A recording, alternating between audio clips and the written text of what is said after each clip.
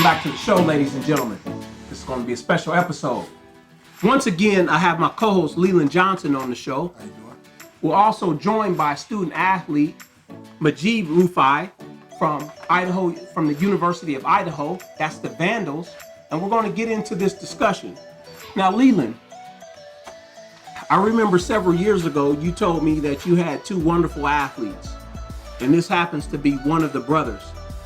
And at that time, they were at Lake Oswego High School. I know he was more playing basketball. He had took a year off from playing football. And several months later, he was transferring to Lincoln High School. And you were telling me that these are some great athletes. I hadn't met them yet. And then when I had a chance to meet them, once again, and then we had the wherewithal to talk it through where you allowed them to train with me as far as what you were doing at the time and how I could help enhance their athleticism. So tell me, let's go back in time. What did you find in them? What did you see going into the future? Neglect, first of all. I just noticed that certain individuals weren't spending the right types of time with them.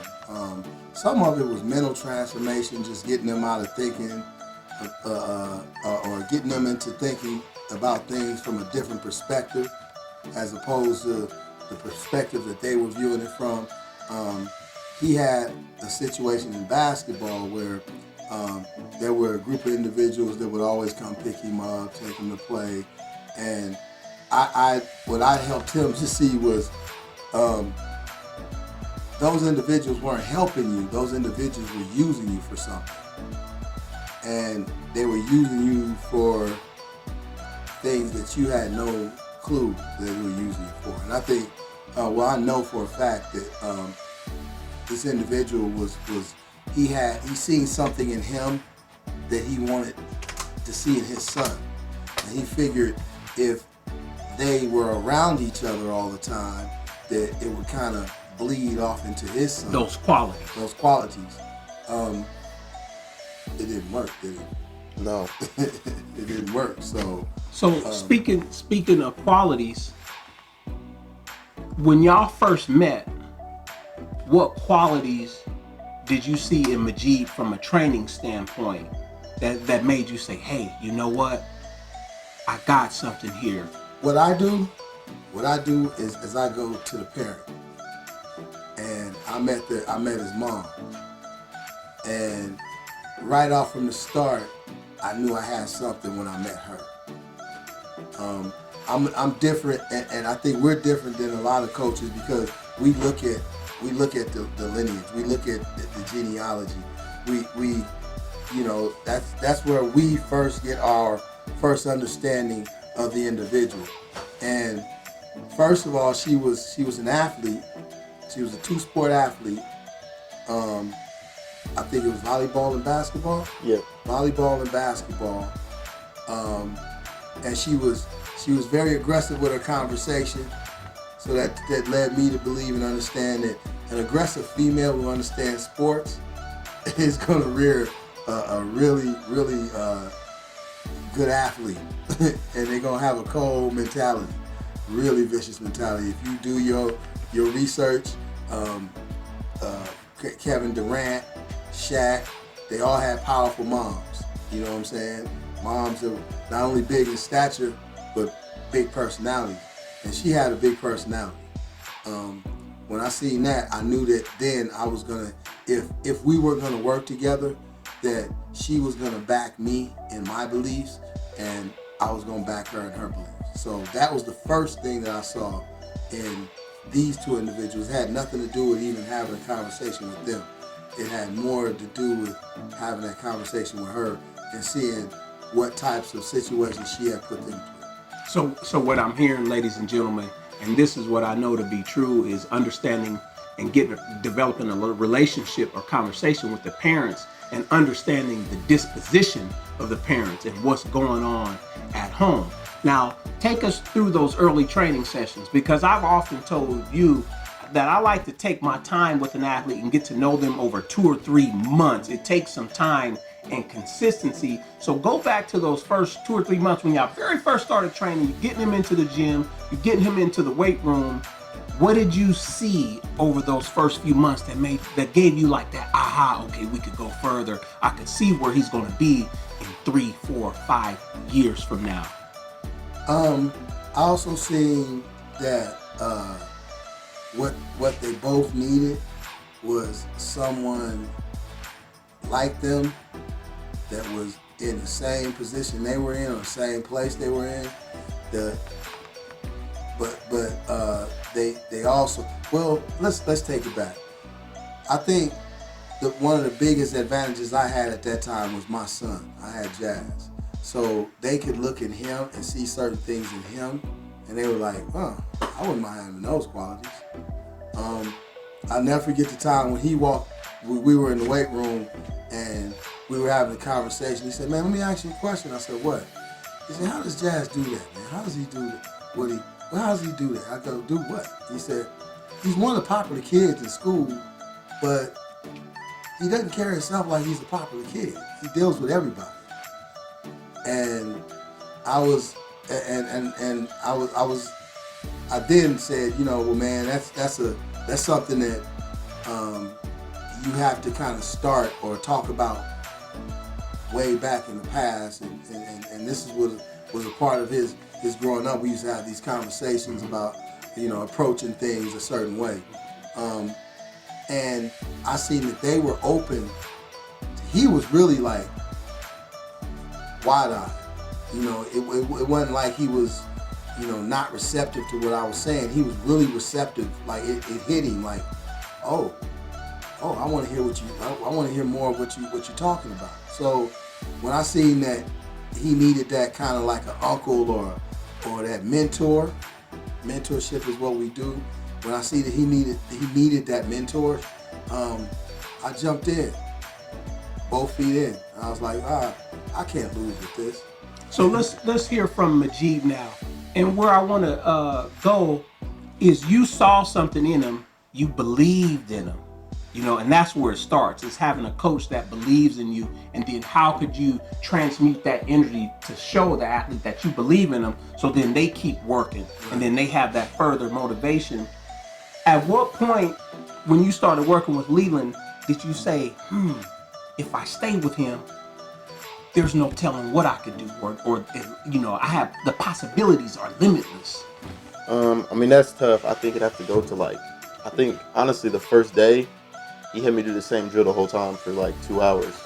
And I had never had someone do that. I've always had someone say, okay, you're going to spend 5-10 minutes on a drill and you keep moving through it. But I'd never had anybody say, no, we're going to sit here and you're going to do this until you get it right, until you kind of get it down and you get your speed up. And then at the end, he brought me up, and then we played 3 dribble drill, and I got to go against older people, which I usually never got the opportunity. And I just saw his methods were different, but he didn't just say, do this, and then that's why. He would always give you an explanation. He'd say, this is why we're going to do this, because it'll translate to this in the future. And like he said, his son was like, there's no better template than his son. Was like, look how my son's doing. You could do that too. You just got to work hard. And so I think that was looking at his son, because I was in middle school at the time, but everybody, Jazz Johnson was the name around the middle school, bro. Have you gone to the basketball game? You seen Jazz Johnson? And I was like, yeah, I have. And then I started working with him, and I was like, yeah, I work with Jazz Johnson. And they're like, oh, really? You could be great like him too. And I was like, I could. And so that's kind of when I was just I kind of committed, and just all the stuff he's done, I'd never seen it before. And it was just a different change-up. And like he said, he just brought a whole different feel to the game and to the table as a trainer. Because most people just they train you and that's it. But he actually was invested, getting your grades right. It was just okay, that's it. That's the end of the conversation. It was what are your grades? And you'd be like, oh, well, this, and okay, well, you can get them up, or you're doing good, stay the course. And so he really invested. I felt he was invested in me, not only as a player, but just as an individual, which is something that I really had never got before. It was only if you can play basketball, you can play football, you can play baseball, I'll mess with you. But if you can't do that, then I really have nothing else to offer them. So ladies and gentlemen, when you spot a superstar, a lot of times if they're not getting the reps, they're probably getting neglected in some way, shape, or form. I know that word, I'm using that word arbitrarily, but we've had subjective and objective experiences. It's going to be another coach that says, you know what, if he got the attention that these other athletes are getting, I think we can be somewhere. So then the belief comes in, believing in the individual, developing a relationship with the parents to understand what's going on at home. Y'all started off with basketball. Tell the audience where you're at now and what sports you're playing. I'm playing football. I'm at the University of Idaho. I spent my first year at Boise State, and I just transferred. And we started off with basketball. I mean, that was just like, I love basketball, and his son was a great example of what to do. But we had conversations and was like, physically, like, you could do great things in football, and I love football too. I took a year off but to get better at basketball, but then I was like, yeah, I love football too. Like, I missed it. And so we decided, like, that was the course that, like, I wanted to go down. And then that's when we just started hitting, like, the weights harder, because physically basketball is more like athletic as far as like agility, but football, like, you need to have a different toughness to you because it's a real contact sport. You need to be able to have like your body built right to where you're not really susceptible to injuries and you're not injury prone, like your joints and everything, your kinetic chain is all connected and strong. And so that's when we started just hitting that like crazy, just to make sure that, like, if I was going to do this, I didn't have to worry about not making it through football season and ruining basketball season or ruining track. Everything was going to go smoothly because my body was where it should be. But also as a trainer and mentor, it's important that you understand your landscape and you understand what's going on. And I think I always let him know that, look, this is what you could be in basketball, but prototypically, this is what you are in football. You know, and I would say that to him. I would go, this is what you can be in basketball. I just want you to know that prototypically, you're off the charts in football.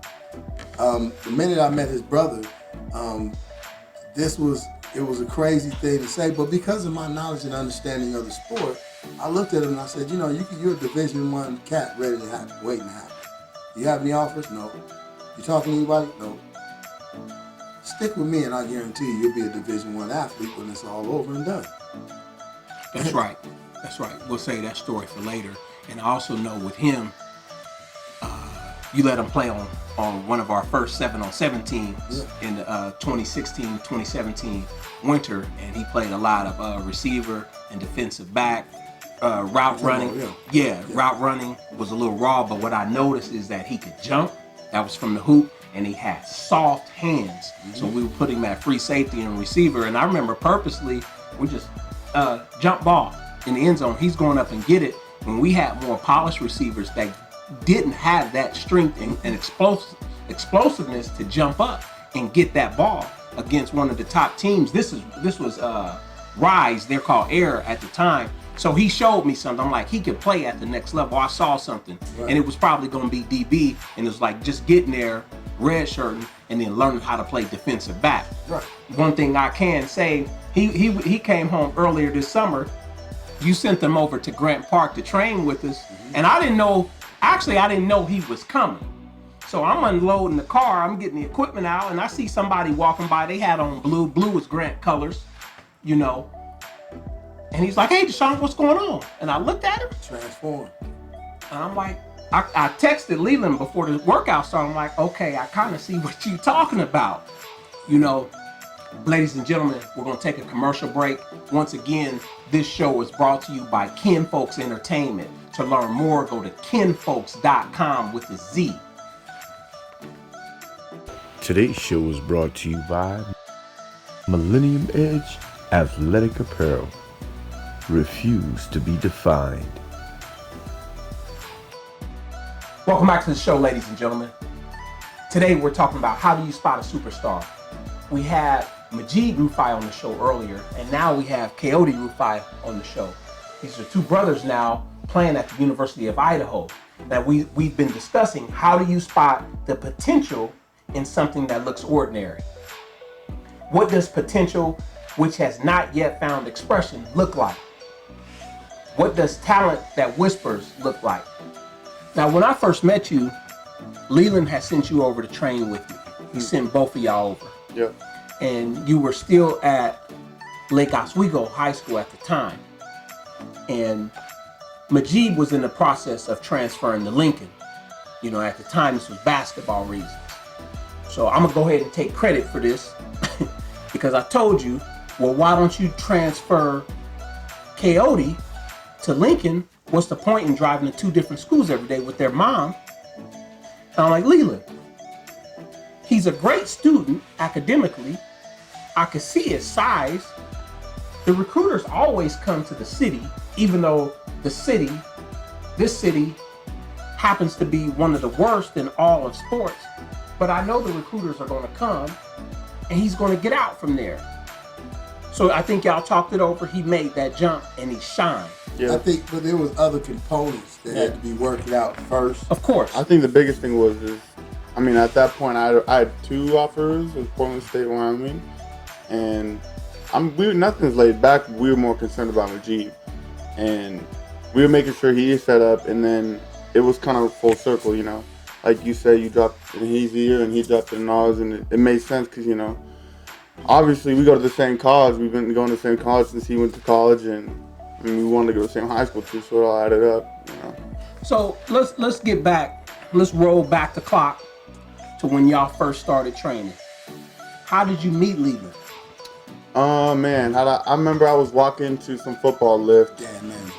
I was walking to some football lift. I was gonna go down the stairs, and I didn't really know him. And I wasn't in the phase. I wasn't really in the mind space to where you see a brother, you say what's up. I was pretty, and that's part of living in Lake Oswego.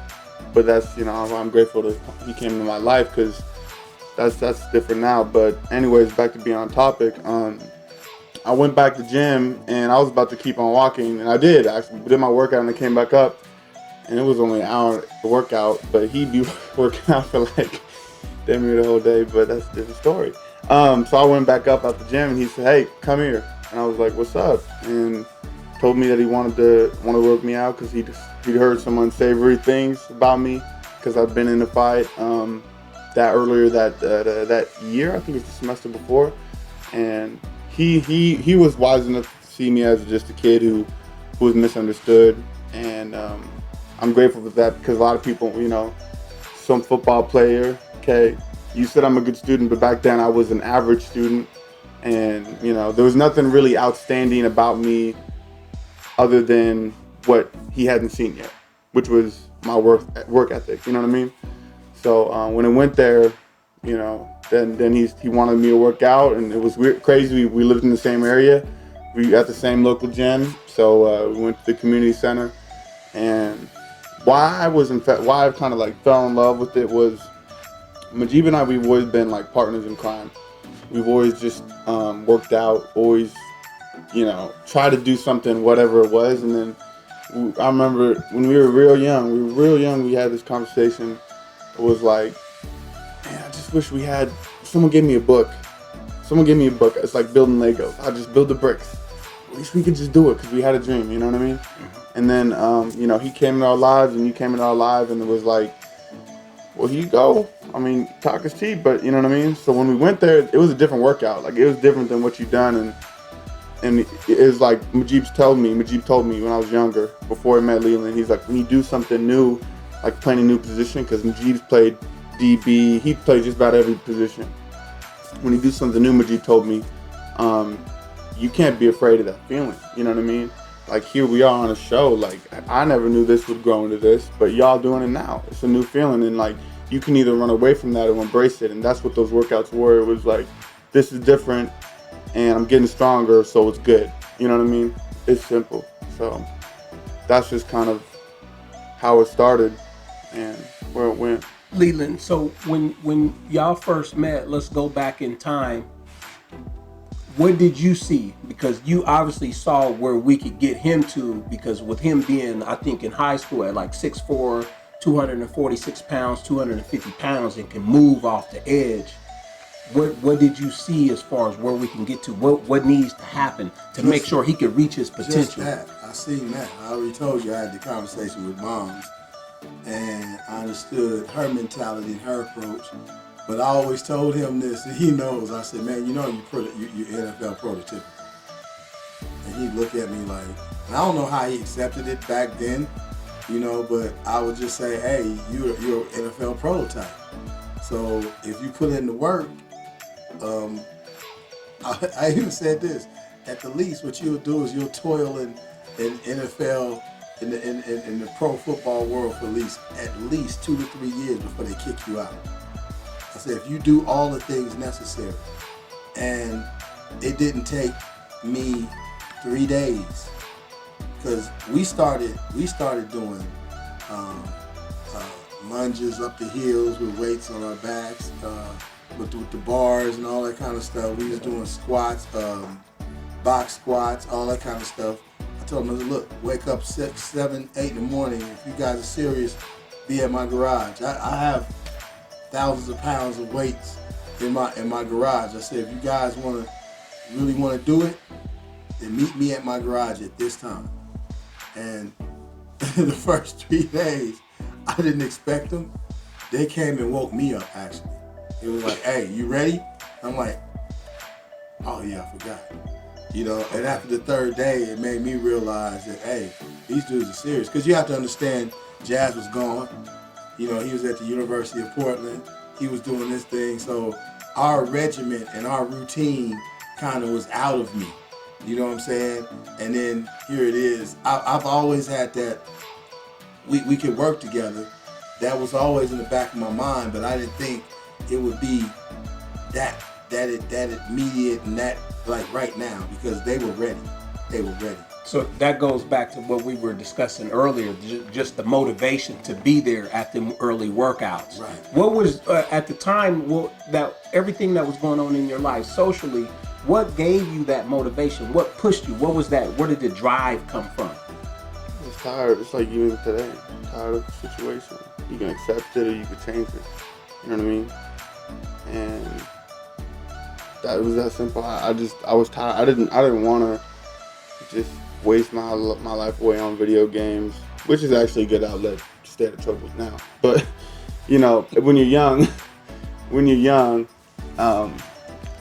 it's just distracting you from what you're. Though it's looking back on it, there's so many building blocks, like a lot of foundations that were just laid down without you really thinking about it. So my motivation to get back to it, I was tired of. I'm in Lake Oswego, bro. I'm not Lake Oswego. Everyone's watching. Most people know Lake Oswego is a pretty affluent community. But I was in the area, but I wasn't from there. I moved there, and we weren't the typical affluent family. And I've seen people with Ferraris and all this other crazy G-Wagons, Mercedes, and that was cool. But go visit your friend's house and come home and eat spaghetti. Which that wasn't your experience. It's not my experience. But yeah, it did. And you couldn't fake it. I'm not. Yes, that's not me. And so it was a trip for a while, and I had these raggedy clothes when we moved there, and got clowned a little bit, but that was whatever. It motivates you. It's like you see the car, I want to drive it, and when I pay for it, you know what I mean? Because a lot of people, another athlete at University of Idaho told me this. He told me, he's like, a lot of people, they're born on third, but they act like they hit a triple. Ain't that a trip? Yeah. It is true. I mean, and I got a friend of mine who actually, I was driving with on the way over here, and he acknowledges that he was born in that, in that situation. He was like, it's cool, I'm blessed, but part of it works against me because I don't have that chip on my shoulder in some things. Which, I challenged him. I mean, you got to find it, It's like, I was watching The Breakfast Club, and they was talking about Kylie Jenner and about how she's such a multi-billionaire now. And, a lot of people, you can easily look at that situation, right? And you can easily say, oh, well, how could she not? Well, there's a lot of people, if I give you that many millions of dollars today, are you going to sit on it and be a millionaire, or can you make a billionaire? You know what I mean? Like, Yeah, so. me and your brother was having a conversation to go off the cuff a little bit. we had to talk about J.P. Morgan, Mm-hmm. who was one of the richest men in the world at the time, and I explained to him how when J.P. Morgan died, they found out he only owned 19% of his wealth. Mm-hmm. So someone else who invested in his ideas and in his basically his ideas. It's getting a return on investment. Yeah, or the story I tell you about, and I'm not gonna mention his friend's name, but my friend, I told you, he wrote this song by Montel Jordan. Yeah. You know, this is how we do it. And he told me the story about that. So he told me how he wrote the song, you know, and if you hear Montel Jordan, my buddy, I've heard him sing in the studio, and they sound eerily just the same.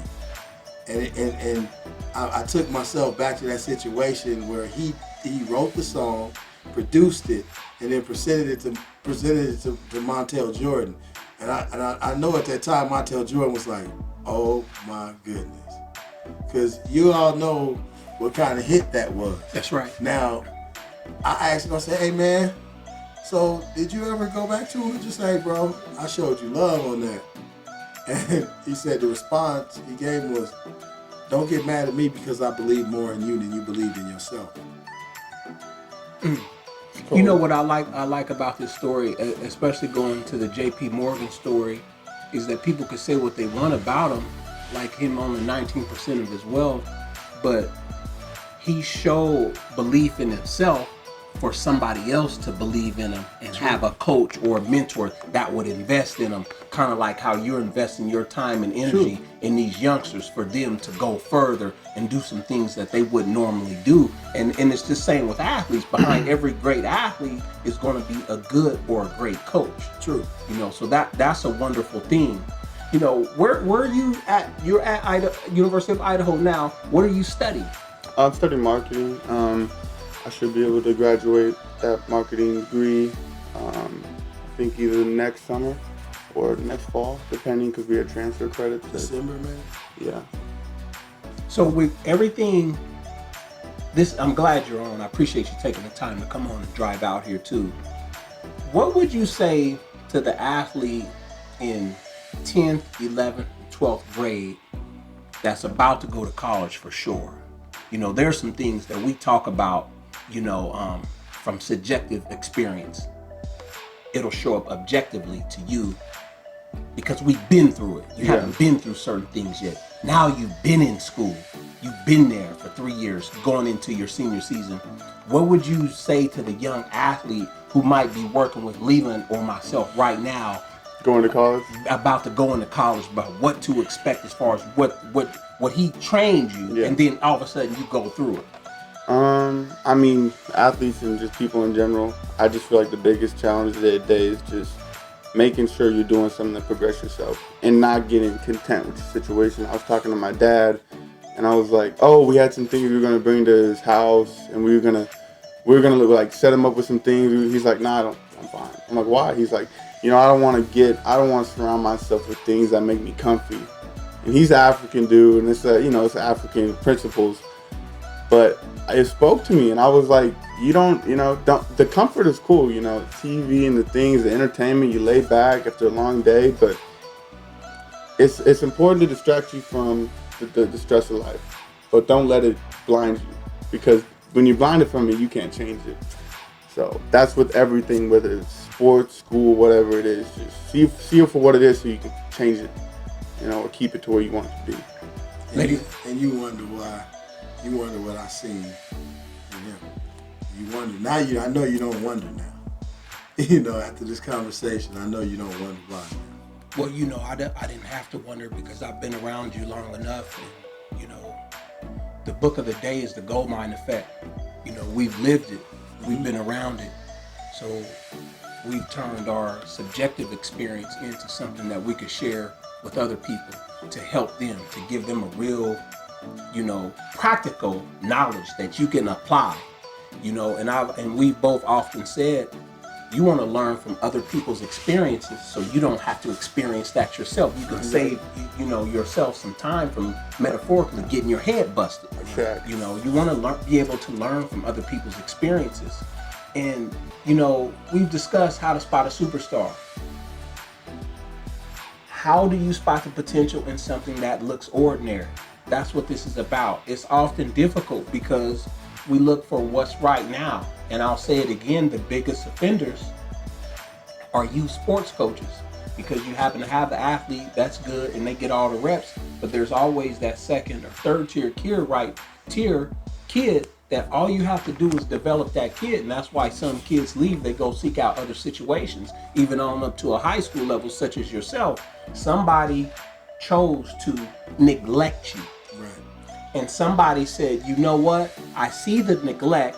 I see the long-term potential. Here's what we need to do. Here's how we can make your situation better. And those are the signs of a real coach, because we work from year to year and we look at a goal or a destination and we say, what qualities do you need to get here? And now let's work backwards. Right. So I want to thank y'all for joining us today. And we're going to close out. Again, this show is brought to you by Kinfolks Entertainment. Go check out kinfolks.com with the Z. Shout out to Millennium Edge Apparel and Kinfolks Entertainment. Peace and blessings.